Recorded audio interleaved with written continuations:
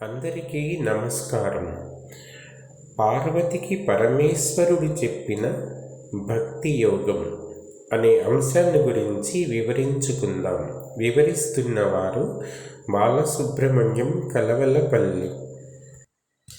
ఒకసారి కైలాసంలో పార్వతీదేవి పరమేశ్వరుని అడుగుతుంది, ప్రాణేశ్వర, కలియుగంలో శివభక్తి క్షీణించిపోతూ ఉంది కాబట్టి నాకు సకల లోకాలకు శ్రేయస్కరంగా భక్తి విజ్ఞాన యోగం గురించి ఆనందిస్తారా అని అడుగుతుంది. అందుకు శివుడు ఇలా సమాధానం చెప్పాడు, దేవి, కలియుగంలో శివభక్తి రోజురోజుకు క్షీణించిపోతూ ఉన్నది. ఎక్కడ చూసినా పాపకర్ములే కానీ పుణ్యాత్ములు కనిపించరు. కలియుగం వచ్చినప్పుడల్లా పాపాలు ప్రబలుతూ ఉంటాయి. ఆ పాపాలు ఎలాగైనా నశిస్తే నా యందు భక్తి దృఢంగా నాటుకుంటుంది. నా యందు దృఢభక్తి నాటుకుంటే ధర్మం క్రమక్రమంగా వర్ధిల్లుతుంది. ధర్మం వర్ధిల్లితే మానవుడికి లింగార్చన శక్తి కలుగుతుంది. అప్పుడు విభూతి ధారణ అలదుకోవాలని కోరిక కలుగుతుంది. దాని మీద రుద్రాక్ష ధారణ అబ్బుతుంది. ఆ పైన పాశుపత వ్రతం సుస్థిరమవుతుంది. మోక్షలతకు అదే కదా మూల కారణం. మరొక విశేషం చెప్తాను విను దేవి. సదాచార పరాయణులైన వారు, సత్యవాదులైన వారు, పతివ్రతలైన స్త్రీలు ఆత్మదర్శనం పొందే అధికారం కలవారు. అంతేకాదు, రాగద్వేషాలు లేక బుద్ధిబలం కలిగి వైరాగ్యం కుదిరిన వారు ఎవరైనా సరే బ్రహ్మ కైవల్యానికి అధికారి అవుతారు. ఎన్నో జన్మలలో పరిశుద్ధమైన చిత్తవృత్తి సాధించి ఉంటేనే కానీ మనస్సుకు యోగ విద్యాశక్తి చేకూరదు. ఆ యోగ సామగ్రికి ఉచ్ఛ్వాస నిశ్వాసాలను నిర్దుష్టంగా నడిపించడమే సాధనం. నాడీ పరంపరలో వర్తించే వాయువును జయించడమే మనస్సును అదుపులో పెట్టుకోవడానికి మార్గం. మనస్సు గనుక తన ఆజ్ఞలో ఉంచుకొనగలిగిన మానవుడు ఉంటే అతనిని ఇంద్రియాలు ఎదిరించలేవు. యమము, నియమము, ప్రాణ నియమము, ధ్యానము, ధారణ, ప్రత్యాహృతము, సమాధి అనే అష్టాంగాలతో కూడింది బ్రహ్మయోగం.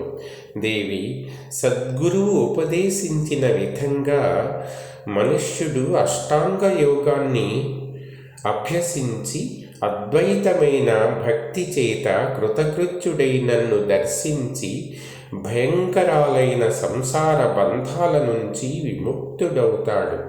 త్రాడు త్రాడే అని తెలుసుకున్నప్పుడు అది పామేమో అనే భ్రాంతి తొలగిపోతుంది కదా. అదేవిధంగా యోగం చేత నన్ను దర్శించినప్పుడు అవిద్య తొలగిపోతుంది. పరమేశ్వరుడు ఈ విధంగా చెప్పగానే భవానీదేవి మళ్ళీ ఇలా అడిగింది, స్వామి, యోగం అంటే ఏంటి? బ్రహ్మజ్ఞానం అంటే ఏమిటి? వివరంగా చెప్పండి. ఈ మాటలకు భగవంతుడు ఈ విధంగా సమాధానం చెప్పాడు. శమము, దమము, తపస్సు, శ్రద్ధ, శాంతి, సమాధానం అనే 6 నిర్మల వివేక సాధనాలు. ఇవి 6 మోక్షానికి మార్గాలని పదార్థమూలం తెలిసిన వారు చెప్తారు. ఇందువలన బలవంతంగా ఇంద్రియాలను పట్టి తేవడం ప్రత్యాహరణం అంటారు. సుఖదుఖాలు పూర్తిగా శమించడానికి ఇదే తగిన ఔషధం. మనస్సును చీలకుండా లక్ష్యం వైపు నడిపించేది ఇదే. ధ్యానం సాకారమని, నిరాకారమని 2 విధాలుగా ఉంటుంది. నిర్గుణుడు, నిత్యశుద్ధుడు, నిర్వికారుడు అయిన ఆత్మను సందర్శించడమే నిరాకార ధ్యానం. ఆదిశేష కంకణము, గంగా ప్రవాహ, మల్లీమాల, చంద్రరేఖ శేఖరము ధరించే నన్ను భావించి ధ్యానించడమే సాకార ధ్యానం. గురువే శివుడు, శివుడే గురువు అని శివునికి గురువుకు భేదం ఏమాత్రం ఎంచని వానికి గురువును శివుడును నేనే అయి అతని కోరికలు తీరుస్తాం. నీరజాక్షి శిష్యుడైన వాడు రాజసం విడిచిపెట్టి రాజును సేవించినట్లు పరమభక్తితో వినయంతో గురువును సేవించాలి. అందువల్ల అతడు శోకరహితుడై సౌఖ్యపూర్ణుడై ధర్మార్థ కామాలు అనుభవించగలుగుతాడు. పూర్ణేందువదన సర్వభూతాలయందు సమభావం కలిగి సత్వగుణం తెలుసుకొని సంచరించేవాడు శివభక్తుడు. అలాంటి వానిని నేను ఎప్పుడూ ఆదరిస్తాను. పాపపుణ్యాలే జలం, అదుపులో ఉండని దుఃఖమే బురద. స్త్రీలు మొదలైన వారితో సౌఖ్యం ఇసుక దిప్ప, మన్మథ వికారాలు కెరటాలు, ప్రాణభయమే ముసళ్ళు పీతలు, మానసిక వికారాలే కొండలు, విస్తారమైన పేదరికమే బడబాగ్ని, సంసార వాంఛ అనేదే విషం. ఇలాంటి సంసారమనే మహాసముద్రంలో మునుగుతూ తేలుతూ ఎన్నటికీ దరిచేరని వారికందరికీ నా పాదాలే తెప్పగా ఉపయోగపడి ఉద్ధరిస్తాయి.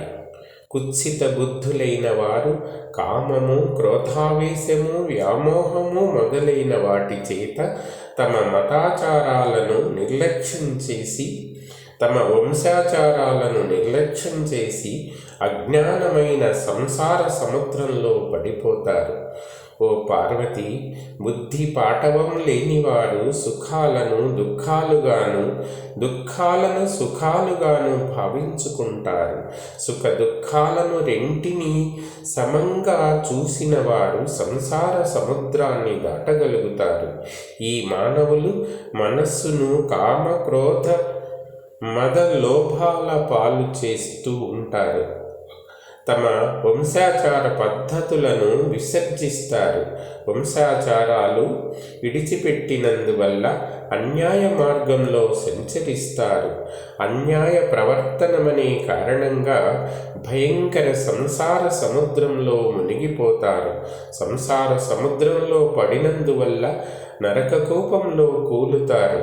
నరకంలో చాలా కాలం దుఃఖం అనుభవించి హీనజాతిలో జన్మిస్తారు. హీనజాతిలో జన్మించి పాపమే అనుసరించినందువల్ల మరీ అధోగతిలో పడిపోతారు. ఎలాంటి హీనాత్ముడికి గాని ఎటువంటి పుణ్యాత్మునికి గాని నేనే శరణం. ఓ చంద్రవదన, నన్ను భావించి ధ్యానించి వర్ణిస్తూ ఉండటమే ఎప్పటికైనా మానవులకు మేలు జరుగుతుంది. ఈ సమాధానం విని తిరిగి భవాని ఈ విధంగా అడిగింది.